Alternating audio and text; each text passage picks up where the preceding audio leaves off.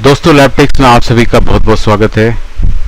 मैं नासिर आपके साथ हाजिर हूँ एक लिनोवो के गेमिंग लैपटॉप के साथ। ये मेन रैम की कॉइल है, ये वाली ये बन रही है, ये नहीं बन रही, ये 0.16 समथिंग बन रही है। तो अब हम सीधे पहुंच जाते हैं रैम के रिक्वायरमेंट पर। चूँकि शॉर्ट वीडियो बनाऊंगा, ज़्यादा बोर नहीं करूंगा आपको, तो हम सीधे आ जाते हैं दोनों चीज़ पर, इसका बोर्ड व्यू और डायग्राम दोनों। तो ये बोर्ड व्यू है, क्या लिखा हुआ था, PU 1401 और फिर S5 मेन अनेबल है और फीडबैक सही होनी चाहिए। S5 कहाँ से ले रहा है भाई? तो 8 नंबर पर पहले हम जाके चेक कर लेते हैं कि 8 नंबर पर हमें वोल्टेज मिल रही है या नहीं मिल रही है। तो आइए ज़रा देख, आ रही है कुछ, ऑफ करते हैं फिर ऑन करते हैं, ऑन हो गया, बट कोई भी हरकत नहीं है। इसको सबसे अच्छा है कि DSO चेक करिए, कहीं ऐसा तो नहीं है कि आके जा रहा है और आके जाना तुरंत जो ना मल्टीमीटर नहीं कैच कर पाएगा। ये आपका DSO सबसे बेहतरीन कैच करता है, ठीक है। तो ये नहीं बन रहा है, कुछ नहीं बन रहा है, तो ये नहीं बन रहा है, यानी कि देखना पड़ेगा कि ये कहाँ कहाँ से होता हुआ आ रहा है। कॉपी करिए, इसको पेस्ट करिए, कॉपी किया, पेस्ट किया, ढूंढिए, तो ये मिला, क्या बन रहा है, सिस्टम ऑन से आ रहा है। तो आपको तो ये बात रिक्वायरमेंट पता है कि SLP S4 PCS से निकलेगी, IO पर आएगी और IO निकालेगी सिस्टम ऑन, और सिस्टम ऑन से ये VDDQ कहीं पर बन रहा होगा, है ना, यही रिक्वायरमेंट है। तो PR 1412 ये तो जंपर पॉइंट ही है, जंपर पॉइंट से होता हुआ ये आ रहा है, तो यानी ये वाला वोल्टेज ढूंढते हैं। कॉपी, IO से निकला है कि नहीं,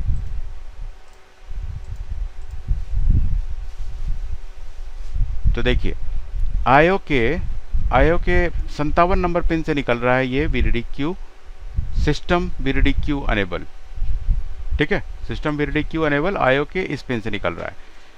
तो यहाँ जाकर के आप चेक कर लीजिए, ये क्या नंबर है, UE1। तो UE1 के 57 नंबर पिन से हमें निकल रही है कि नहीं कुछ, वो हमें चेक करना है। 57, अब देखते हैं, ये है 57।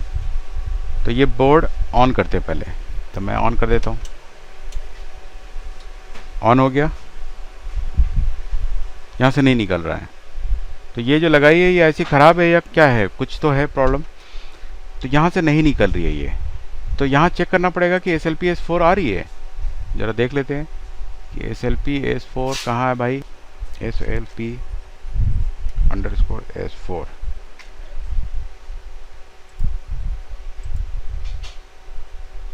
UH, बस यहीं पर CPU पर कैसे चेक करेंगे, pull up pull down register पर चेक कर सकते हैं। तो चलिए हम इतना काम नहीं करेंगे, ठीक है, हम इसका दूसरा कुछ देखते हैं कि उपाय हो सकता है। तो जैसा कि अभी डायग्राम में हमने देखा कि वो जो था PU 1401 था, तो ये जो पॉइंट हमारा था ये वाला, ये नहीं आ रही है, ये तो कंफर्म हो गया हमारे IO से नहीं आ रही है, ठीक है। बट सिस्टम ऑन की रिक्वायरमेंट भी हम जानते हैं कि ये भी एक पार्ट ही है कि ये IO से निकल रही है, ठीक है। ये तो हम कह सकते हैं कि भाई IO से ये नहीं निकल रही है। सिस्टम ऑन को हम कॉपी कर देते, सिर्फ सिस्टम ऑन को, ये भी देखना चाहते हैं कि सिस्टम ऑन है। लॉजिक आपको लगाना होता है सिस्टम ऑन, क्योंकि हम ये बात जानते हैं कि ये DDR4 टेक्नोलॉजी है, 7th 8th 9th जनरेशन होगा कुछ ये।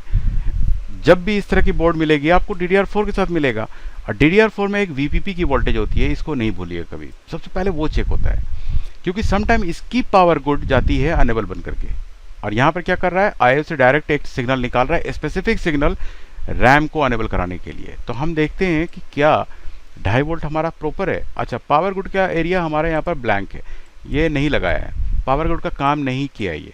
लेकिन कुछ टेक्नोलॉजी आपको ऐसा मिलेगा, एक पावर गुड दूसरे को अनेबल कराएगी, दूसरी तीसरे को अनेबल कराएगी, पावर गुड का ही खेल होता है। बट यहाँ पर ऐसा कुछ नहीं है, यहाँ पर स्पेसिफिक सिस्टम ऑन या ऑल सिस्टम पावर गुड आएगी, तो ये क्रॉस कर दिया है, यानी ऑप्शनल है, ये नहीं यूज़ किया है, ये यूज़ किया है, तो सिस्टम ऑन। तो हम PU 2001 पर जाकर के चेक करेंगे कि उसके 8 नंबर पर अनेबल आ रही है सिस्टम ऑन, पहले ये कंफर्म। तो देखिए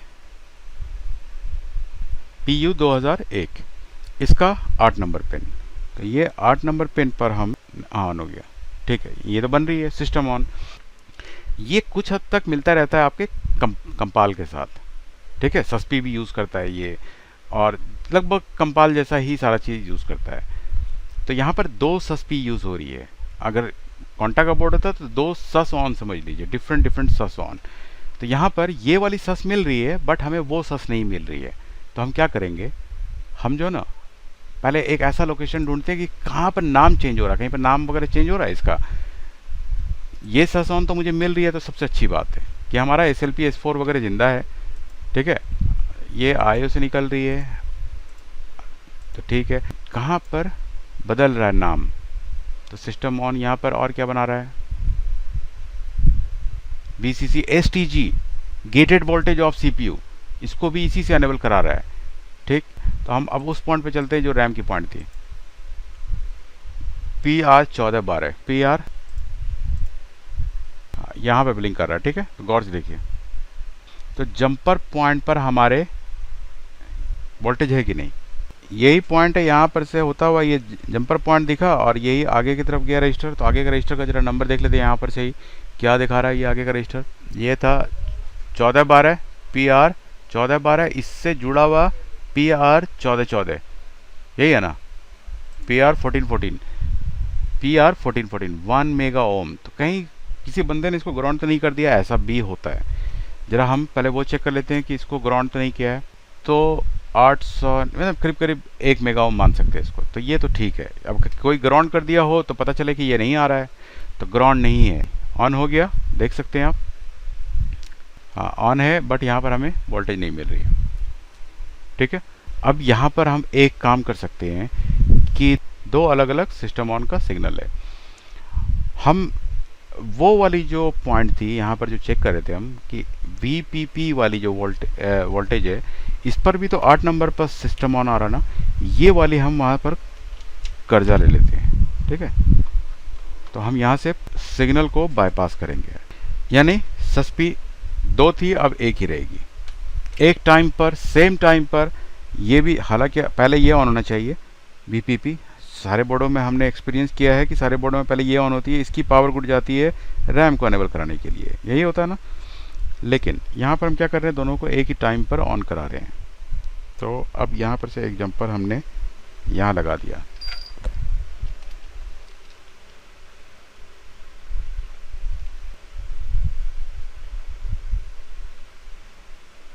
ये ना तो कहीं से कटा पटा है, ये आयो ही से नहीं निकल रहा। हम लोग तो आयो पर चेक कर चुके हैं ना, हम इधर उधर चेक करने से कोई फ़ायदा ही नहीं था। फिर भी मैं एक्सपीरियंस आपको, बीच में कुछ भी हो सकता है, 8 लेयर में बोर्ड है ना, तो लेयर भी कभी कभार कट जाता है, हो सकता है आयो पर मिल रही है, यहाँ नहीं मिल रही है, तब तो हम सीधे आयो के उस पॉइंट से जंपर मार लेते है कि नहीं। बट अगर हमें आयो पर ही नहीं मिल रही है तो अब हम आयो तो चेंज कर चुके हैं, अब वो प्रोग्राम होती नहीं है, उसका प्रोग्राम मुझे कहीं दिख नहीं रहा है। तो अब हम क्या करें, तो ये हमने क्या किया, एक जंपर हमने लगाया जो सिस्टम ऑन से सिस्टम ऑन अंडरस्कोर VDD के ऊपर। ठीक है, यानी ये 2 अलग अलग चीज़ें हैं, मतलब डायग्राम के अकॉर्डिंग ये आयो के किसी अलग पिन से निकल रही है, किसी अलग आयो से निकल रही है, और सिर्फ सिस्टम ऑन किसी अलग जगह से निकल रही है। तो दोनों अलग अलग ये सिग्नल है, और ये ध्यान रखना है आपको कि ऐसा भी कभी कभार हो सकता है, ऐसी प्रॉब्लम। तो अब ज़रा सा हम कंडीशन देखें कि ये हमने VPP की अनेबल यानी सस ऑन को रैम की अनेबल S5 के एरिया पर जोड़ दिया है। ठीक है, और अब हम देखते हैं सिनारियो कि क्या सिनारियो है इसका। पावर ऑन करते हैं, 400 450 उठा रहा था पहले, ठीक है, उठाने लगा सही, रैम की वोल्टेज नहीं मिल रही थी, कोर उसके वजह से नहीं मिल रही थी। तो एक एक करके फाइनलाइज कर लेते हैं। ये हुआ हमारा रैम 1.2 बनी, BTT बन गई होगी तो कोर भी बन गई होगी, मतलब BTT की वजह से ही बन गई कोर। आगे इस बोर्ड को बहुत ज़्यादा देर तक ऑन रखना ठीक नहीं होता है। ठीक है, गेमिंग वाला बोर्ड है, ऑन नहीं हो रहा क्या, हाँ हो गया। ठीक है, सारा कोर बन गया, GFX। वो तो जब केबल लगेगा तब मेरे ख्याल से डिस्प्ले वहाँ पर आएगा, अभी रीस्टार्ट हो रहा है। तो अब उम्मीद है कि डिस्प्ले तो आ ही गया होगा। वैसे ऐसे नहीं चेक होगा जब तक पूरा हीट सिंक वगैरह नहीं लगाऊं। तो ऐसा भी केस मिल सकता है कि दो अलग अलग सिग्नल है और एक से कुछ अनेबल हो रही है बट आधी चीज़ अनेबल नहीं हो रही है। अब कहाँ से प्रॉब्लम होगा, इसके रूट कॉज तक तो हम तभी पहुंच पाएंगे, या तो आप आयो चेंज करिए या उसकी रिक्वायरमेंट क्या होती है उस वाले की। क्योंकि दो सिस्टम ऑन तो हम लोगों ने नहीं पढ़ा है, हम लोगों ने तो एक ही सिस्टम ऑन पढ़ा है। या सस ऑन होती है कॉन्टा के बोर्ड में, या सिस्टम ऑन होती है कंपाल और यानी एनएम टाइप के बोर्ड में। ये प्रोसेस से आपको बोर्ड को रिपेयर करना है। तो मुझे उम्मीद है कि आपको अच्छा लगा होगा ये केस स्टडी और काफ़ी कुछ सीखने को मिला होगा। सीखने को सिर्फ यही पॉइंट है कि जितना चीज़ पढ़ते हैं आप, थ्योरी में जितना चीज़ पढ़ाया गया है आपको, वही हम भी इम्प्लीमेंट करते हैं। ठीक है, किसके लिए क्या रिक्वायरमेंट है उसको फॉलो करिए, तो इंशाल्लाह आप लोग अच्छा काम करने लगेंगे। तो चलिए देखिए अगला video. Thank you for watching this video.